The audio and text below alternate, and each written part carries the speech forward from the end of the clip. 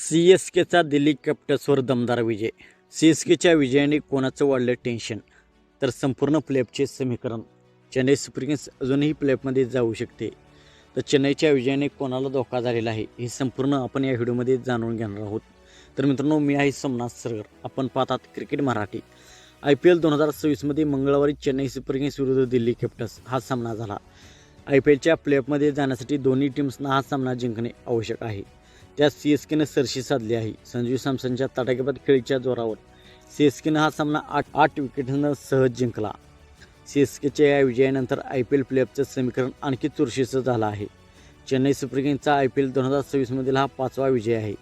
Chennai super किंग्सने या सीझनमध्ये आतापर्यंत 5 विजय मिळवले असून तेवढ्याच सामन्यात त्यांचा पराभव पत्करला आहे.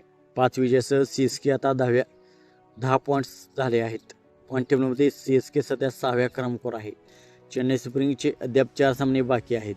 यापैकी 2 सामने हे लखनौ सुपर जायंट्स ही सर्वात तळाच्या टीमविरुद्ध आहेत, तर सनरायझर हैदराबाद आणि गुजरात टायटन्ससोबत एक सामना बाकी आहे.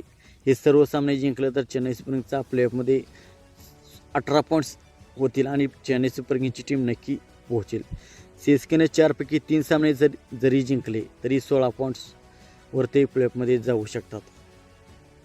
तर IPL 2026मध्ये 48व्या सामन्यानंतर पहिल्या क्रमांकावर पंजाब किंग्सची 13 पॉईंट्स आहेत.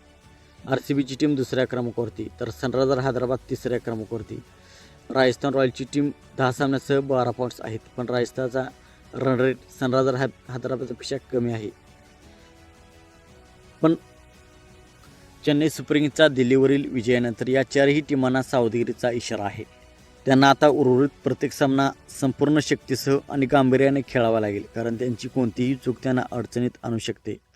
गुजरात टायटन्सची टीमही 10 सामन्यात 12 पॉईंटसह 5व्या क्रमांकावर आहे, पण त्यांचा रन रेट हा मायनसमध्ये आहे. त्यामुळे चेन्नई सुपर किंग्सच्या विजयानंतर गुजरात टायटन्सची डोकेदुखी चांगलीच वाढलेली आहे.